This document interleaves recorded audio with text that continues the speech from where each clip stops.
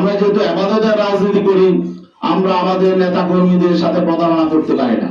জামায়াতে ইসলামী বাংলাদেশের মাথায় হাত এখন। তাদের নেতৃত্বাধীন ধর্মভিত্তিক 11 দলের জোট ভেঙে গেছে। আনুষ্ঠানিকভাবে আজ সে ঘোষণা দিয়েছে ইসলামী আন্দোলন বাংলাদেশের জ্যেষ্ঠ যুগ্ম মহাসচিব ও মুখপাত্র গাজী আতাউর রহমান। চরমনাই পীরের নেতৃত্বাধীন হাত পাখা মার্কার দলটি এটাও জানিয়েছে যে তারা 268টি আসনে নির্বাচন করবে। এদিকে 10 দল নিয়ে জোট করা জামায়াতে ইসলামী বাংলাদেশ 253 আসনের প্রার্থী ঘোষণা করতে পেরেছিল। এখন প্রশ্ন হচ্ছে, ইসলামী আন্দোলনের জন্য তারা যে 53টি আসন ফাঁকা রেখেছিল, সেই ফাঁকা আসনগুলোর কি হবে?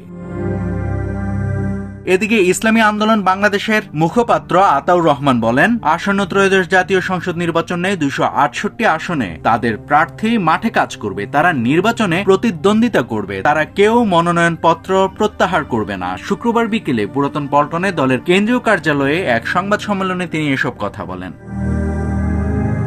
এখন প্রশ্ন হচ্ছে, জামায়াতে ইসলামীর যে জোট গড়েছিল সেটা ভাঙার কারণ কি?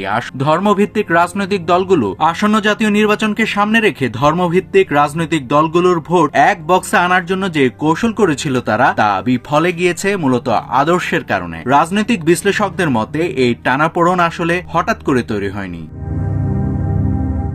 গবেষক ও রাজনৈতিক বিশ্লেষক আলতাফ পারভেজ বলেন, ধর্মভিত্তিক দল হলেও তাদের মধ্যে গভীর তরিকাগত ও আদর্শিক পার্থক্য রয়েছে। কেউ মদুতিপন্থী, কেউ খেলাফতপন্থী, কেউ আবার দেওবন্দি ঘরানার, যারা মদুতি বিরোধী। এসব আদর্শিক ফারাক রাজনীতি ও কৌশলও প্রভাব ফেলে নির্বাচনের মাঠে। তাই ইসলামপন্থীদের ভোট এক বক্সে আনার চিন্তা কৌশলগতভাবে যৌক্তিক হলেও বাস্তবে মোটেই সহজ নয়।